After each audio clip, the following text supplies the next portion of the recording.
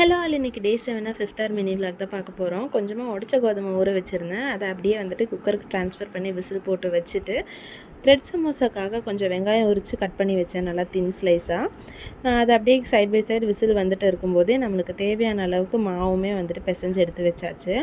சமோசாஸ்க்கு உள்ள ஃபில்லிங்காக அப்படியே அந்த வெங்காயத்தை நல்லா வணக்கிட்டு ஒரு லைட் மசாலா கொடுத்து அதையுமே சூப்பராக ரெடி பண்ணி எடுத்து வச்சாச்சு. இதுக்கு வெறும் நான் ஆனியன் ஃபில்லிங் தான் வச்சுருக்கேன். நமக்கு தேவைன்னா வேறு ஏதாவது பட்டாணி உருளைக்கிழங்கெல்லாம் கூட வந்துட்டு ஆட் பண்ணிக்கலாம்.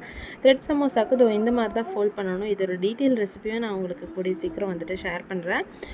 நமக்கு சமோசா ஷீட்ஸ் இன்ஸ்டண்ட்டாக கிடைக்கிது, அதுவும் கூட நீங்கள் யூஸ் பண்ணிக்கலாம். பட் அதுக்கு வந்துட்டு நார்மல் சமோசா மாதிரி தான் வரும். இது ஃபோல்டிங் மட்டும்தான் வேறு, பட் டேஸ்ட் எல்லாம் வந்துட்டு அப்படியே சமோசா மாதிரி தான் இருந்துச்சு. பாயாசமும் சமோசாவும் தான் சீக்கிரமாக வேலை முடிஞ்சிடும் அப்படின்னு சொல்லிட்டு நானும் பிளான் பண்ணி செஞ்சுட்ருந்தேன். பட் அந்த சமோசாவுக்கு கொஞ்சம் வந்துட்டு டைம் எடுத்துருச்சு. அண்டு தேங்காய் பாலுமே எடுத்து வச்சு அதையுமே ரெடி பண்ண ஆரம்பிச்சிட்டேன் பாயாசத்துக்கு. அதுக்குள்ளே இஃப்தார் டைம் வந்தனால நோம்பு திறந்துட்டு தொழுதெல்லாம் முடிச்சுட்டு அதுக்கப்புறமா தான் இந்த பாகை அதில் காய்ச்சி ஊற்றி, ஆக்சுவலாக இதுக்கு வேலை ரொம்ப கம்மி தான். பட்டு எனக்கு டைம் வந்துட்டு சமோசாவுக்கு போனதுனால இதில் என்னால் ஃபுல்லாக கான்சென்ட்ரேட் பண்ண முடியல.